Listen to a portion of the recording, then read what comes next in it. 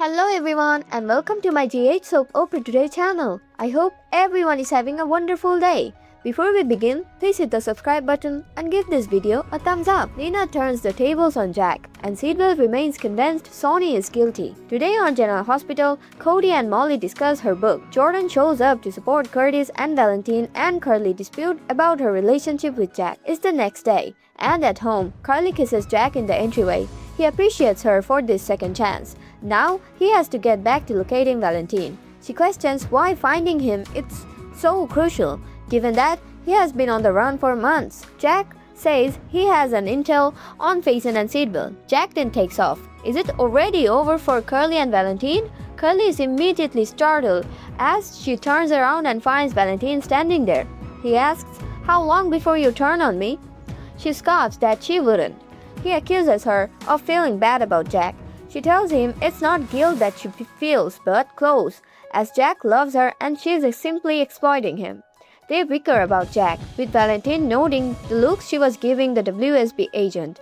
She claims it was all an act and asks if he's jealous, and he admits he is. They have been working together for months and he has developed feelings for her, stating he knows her very well. She adds, "And yet you think I would betray you. You don't know me at all." Molly gets a surprise delivery. At the Davis residence, Cody carries Molly out to the couch as she points out that she can walk. He calls this more fun. She gets situated in, and they kiss.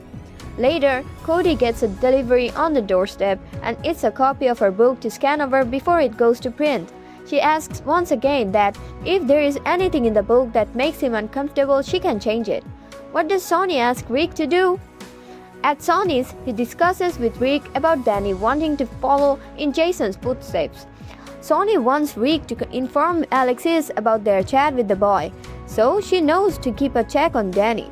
Rick claims Alexis is going to hit the roof when she hears this one. Before he goes, Rick brings up the threat of Sidwell. Sonny is certain James will come to realize he had nothing to do with Marco's death. Plus, if Sidwell kills him, nothing will stop Laura from going to the PCPD and fez about him. Sidwell isn't about to put himself in jail. Nina sends Willow in a panic. At Willow's, she takes care of Drew in the living room and gloats about how everyone in Congress is welcoming her and is impressed that she wants to make things better instead of carrying out personal grudges. Nina drops by in a hurry. After insisting that Willow take Drew to the bedroom so he doesn't hear them chat, she informs her daughter that she hasn't been able to discover any information on Valentin from Charlotte, and Jack could make the traffic cam footage of her public simply to punish her. While she can't be tried again, it will kill her career.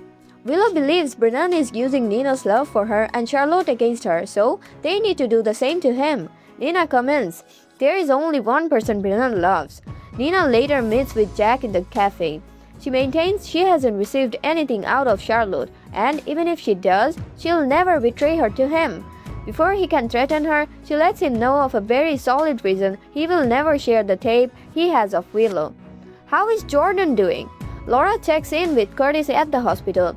Jordan has pulled through surgery, but she is still crucial and hasn't woken up.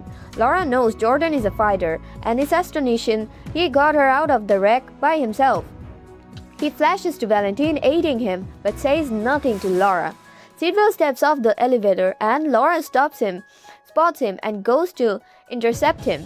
He is there not simply because Jordan is his COO, but also because she is a friend and he has concern regarding the crash. Laura tells him Jordan is still critical and Curtis can't handle any inquiries right now. Justine walks in and Sidwell heads for her, but she tells him she doesn't have time for him. She heads to check on Curtis, indicating she's not come to ask questions but as Jordan's friend. He thanks her. Laura quickly pulls Justine aside for a favor. She says Sidwell has concerns about the accident and she is attempting to keep him away from Curtis. Justine says she'll handle Mr. Sidwell. Justine speaks to Sidwell, who asks if the automobile crash is being examined as attempted murder. She maintains there is no evidence that this wasn't just an accident. Sidwell believes the person who targeted Jordan also murdered his kid, and that person is Sonny. Curtis and Laura continue chatting, and Laura asks whether the vehicle disaster wasn't an accident and whether someone targeted Jordan because of her link to Sidwell. Curtis is positive it was an accident and recalls Jordan taking her eyes off the road and swerving to avoid an incoming car. Meanwhile, Justine assures Sidwell that there is no proof connecting Marco's case to Jordan's accident, nor that Sonny is involved with either. Sidwell isn't discouraged and believes he's asking Jordan to use her old PCPD connections regarding his son's murder probe may have gotten back to Sonny via one of his moles. In the show's final moments, at home, Molly tells Cody she based Casey on him and, originally, on everything that irked her about him. But when she got to know him, so she gave their characters their happy ending she never thought they would have. Cody climbs over to her and kisses her. At the hospital, Justine tries to tell Sidwell that Jordan's accident was merely an accident and Marco's case is still underway. The PCPD is doing everything it can, but they won't jump to conclusions that allow Marco's real killer to escape. Sidwell eventually leaves, and Justine contacts Sonny and says they need to meet face to face. Meanwhile, Curtis tells Laura that the other vehicle never stopped to check on them, and they lost so much time because of it. Plus, it took the ambulance an hour to get her. He believes Jordan could lose her life due to the missed time. At the cafe, Jack makes it obvious that he doesn't like threats. Nina maintains it's not a threat. She knows that should the traffic film surface, Carly will discover he was the one hanging on to it. The lack of film shifted the tide and put Michael on the hot seat. Carly would never forgive her for damaging Michael by letting his reputation be damaged and being the town's leading suspect in Drew's shooting. At home, Willow delivers another round of medications to Drew and feels awful for her mother having to betray Charlotte. However, she feels she might be able to make it easier for her mom. Finally, an unhappy Valentin informs Carly that their sleeping together was a mistake and she agrees. They agree to keep everything strictly business between them and moving forward. Valentin storms up to the attic and a first-aided Carly flashes back to their night of sex and passion. On the next General Hospital, Ned is pleased about Brooklyn's pregnancy news, while Justine warns Sonny that he is in more danger than he realizes. General Hospital spoilers Monday, April 13. Baby on the way, Lucas confronts Isaiah, Nina's Quartermain confusion. General Hospital spoilers for Monday, April 13 hint that there will be some excitement at the Quartermain home while Nina worries why Willow would do anything for the cues. Lucas will also put Isaiah through a grilling session, so here's what fans can look forward to. For starters, Nina will interrogate Willow why she would do anything for the Quartermains. This may be about Willow's efforts to help Brooklyn and Chase foster baby Phoebe. Willow may argue that the answer should be simple, as this was actually about aiding Chase, who stepped up in a huge manner while she was on trial for shooting Drew. Next, it looks like Brooklyn will tell Ned about being conditionally allowed to foster Phoebe, so he'll be rather thrilled about having a kid in the house again. At GH, Stella will have a serious face as she approaches Curtis, who will grow alarmed and worry whether there's been a chance in Jordan's condition. As for Lucas, he'll have a tough moment with Isaiah. Lucas will demand some answers and expect Isaiah to supply them promptly. What the hell were you two doing that required life-saving measures? Lucas demands to know in Monday's preview video. Could Isaiah and Stella or possibly Portia pay a visit to Jordan that causes distress? Regardless, Lucas allegedly won't be delighted about someone's setback in the hospital. Over with AD Justine Turner, she'll offer Sonny news on her conversation with Jane Sidwell at GH and provide a warning. Justine will feel like Sonny is in considerably more danger than he believes, so she'll sound the alarm on Monday's episode. Sonny may taunt Justine for proving she cares about him, but she'll suggest that the stakes are enormous and that he needs to defend himself. General Hospital spoilers suggest Sonny may seek to soothe Justine, but she'll have lots of residual anxieties about furious Sidwell's anchor. General Hospital spoilers: Ava's shocking cautious discovery must decide whether to tell Nina the truth. General Hospital spoilers show that Ava may be underestimating what Jane Sidwell is capable of. Ava understands Sidwell is a dangerous man, but she is still attracted to him and isn't terrified of what he might do to her at this moment. However, Ava doesn't have a clear grasp on all the horrific truths Sidwell is keeping under wraps. That could change now that Ava is growing closer to Sidwell and spending more time at the castle. Ava was taken surprised when she spotted Nathan, Elias, Cassius, Faison, and Brett on their recent Windermere visit. Sidwell didn't go into the complete narrative, but he did say Brett was working on a project for him and acted like that's why Nathan invited her here. Ava accepted that explanation and eventually enjoyed a sweet moment with Sidwell on GH's April 8 episode. That's also when Sidwell pointed out that he loved being able to confide in Ava and that he would share more than he typically would with her. Sidwell implored Ava not to make him regret his decision, therefore Ava absolutely doesn't intend to. Even so, Ava may soon find herself in possession of facts that impact someone she loves about. There may be more bizarre Nathan indications ahead that start to unsettle Ava. Perhaps Ava could ultimately eavesdrop and obtain the news that Nathan isn't the genuine deal. Ava might get a shock if she finds out there's another Faison child and that he is the one who has taken over Nathan's life. Ava might hear all about Cassius and how he's been pretending as his twin brother all this time. Part of Ava would want to warn Nina that she's been duped, especially since that impacts James too.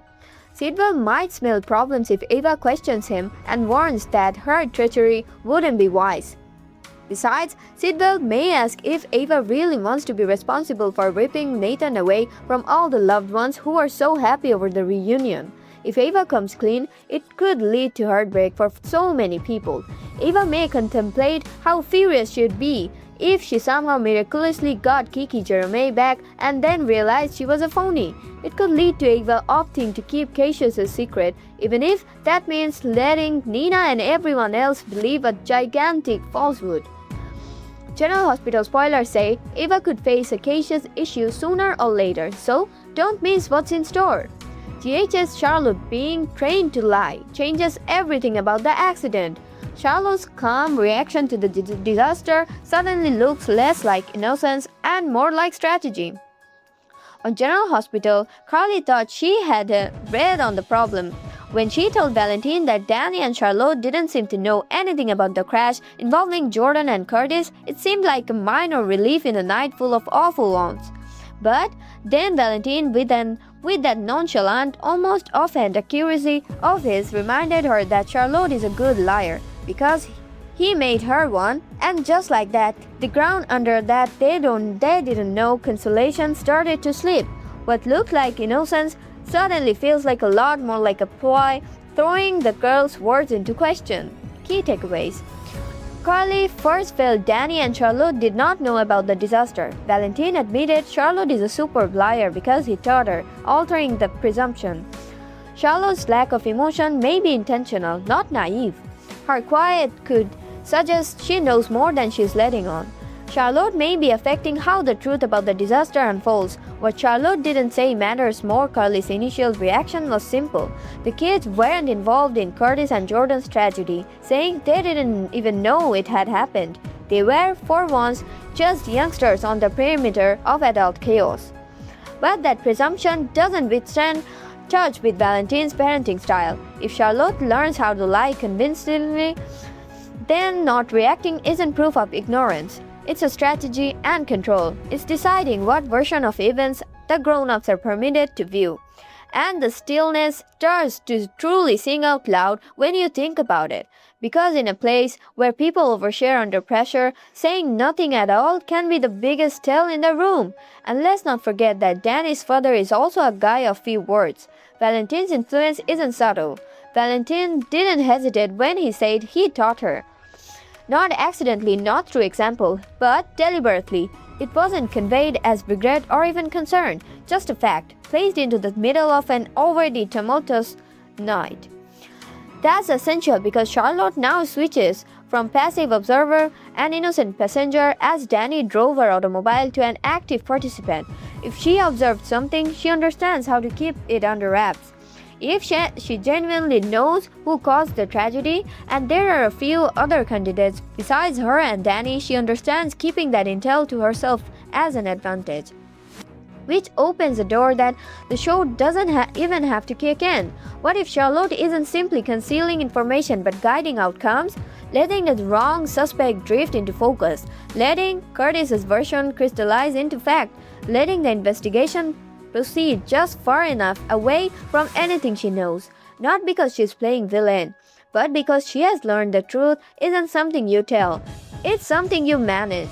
General Hospital exclusive. Maurice Benard opens up about emotional final scenes with Steve Burton. On General Hospital, Jason Morgan has been central figure in Sonny Corinthos' life since the Mafia Don took the troubled Quartermain skin under his wing in the wake of his brain injury back in 1996, and the actors who portrayed them, Maurice Benard and Steve Burton, have likewise been tied for decades.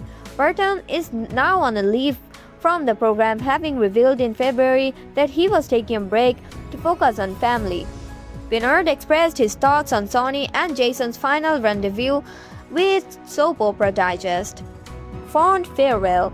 Back in March, Jason came by Sonny's and explained his plan to leave Port Charles with Britt and lay low until her Huntington's medication was successfully reverse engineered, and the lifelong friends swore to always be there for one another. Benard notes that those moments between Sonny and Jason reminded him of Sonny bidding goodbye to Luke when the late Anthony Geary retired in 2015. My last scene with Jason was kind of like my last scene with Luke. He got emotional. I got emotional. The Daytime Emmy winner muses. It wasn't written that way because Sonny doesn't really know it's a goodbye, but that's the way we played it. In the closing scene, they're both incredibly sad. Nerd didn't know for sure at the time that Sonny and Jason wouldn't share further screen time before Burton's final day of taping, but he thought that would be the case, and he admits that his real-life emotions crept into the scene. I knew that I wouldn't see Steve for a while, and that was sad to me, he explains, and I can't help but play sensitively. I have a lot of that in me. I can cry on a dime, and sometimes I have to stop because it doesn't make sense for the scene. In this instance, he did his best to pull back. I had to literally go. This is way too much for this little scene. The actor does, of course, understand Burton's motive for taking some time off. I get it completely, 100%. He proclaims, "You have to understand, Steve has been through quite a lot in the last couple of years, and he should be able to do whatever the hell he wants and whoever the hell he wants." On the episode, Jason and Britt's departure strategy went astray, and Jason landed up in WSB custody after taking the fall for shooting Callum to protect the real shooter, Sonny's grandson Rocco. Determined to bring his friend home, he sought the aid of his brother, Rick, who has stated he is earnest in his wish to help despite the years of bad blood between him and Jason. Benard observes that Jason's absence opens up a whole thing between Sonny and Rick, and we'll see what comes down the pike. But I like that he's using Rick to help. I'm having a lot of fun with Rick.